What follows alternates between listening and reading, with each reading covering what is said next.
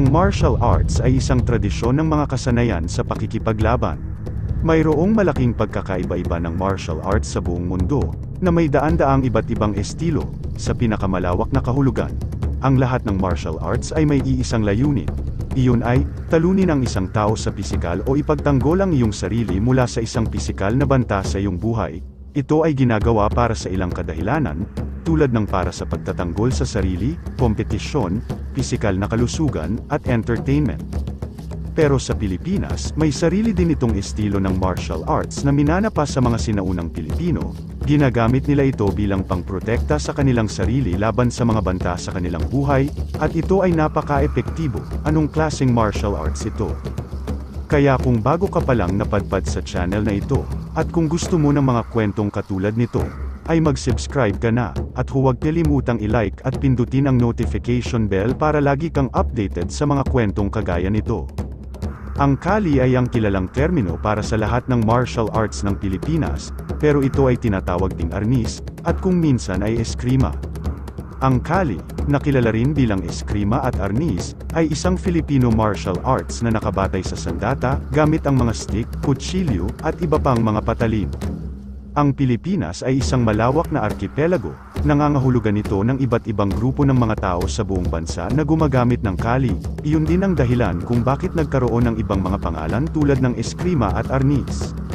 Ito ay ginagamitan ng pag-swing ng sandata habang isinasabay ang galaw ng katawan sa madiskarteng paraan, upang maiwasan ang pag-atake ng kalaban at makahanap siya ng opening.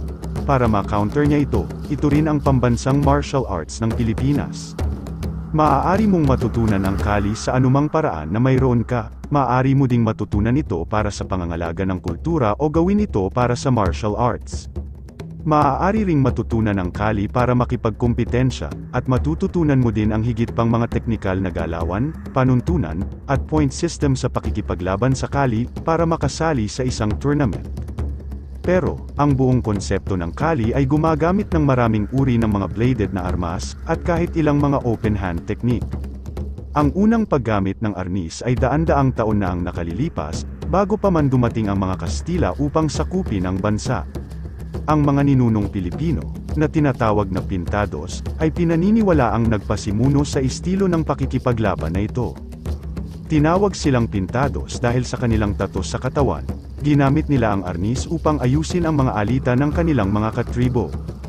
Nang dumating ang mga Kastila, ang mga Pilipinong katipunero ay patuloy na ginagamit ang arnis bilang kanilang pangunahing paraan ng pagtatanggol sa kanilang inang bayan.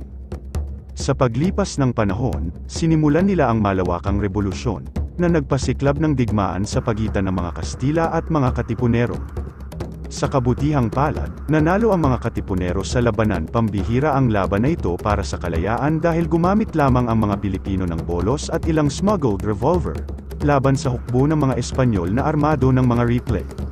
Ngayon, ang arnis at ang kasaysayan na kasama nito ay napanatili pa rin ng husto. Ito rin ay nag-evolve sa isang mas ligtas na martial arts form kung saan ang mga estudyante ay gumagamit ng bamboo stick, bilang pangunahing sandata sa halip na bolos. Sa pagpasok ng Kali sa modernong panahon ng martial arts, inangkop din ito ang mga bagong estilo para sa mga mas batang estudyante.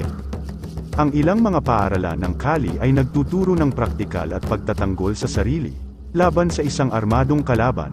Ang ilang mga instructor ay nagtuturo din ng mano-mano sa labanan. Mayroong iba't ibang mga pagkakaiba-iba ng Kali, na inspirasyon ng iba't ibang mga rehiyon at kanilang mga turo. Ano ang masasabi mo sa ating talakayan? I-comment mo lang at ating babasahin, at muli, hanggang sa susunod pa nating kwento.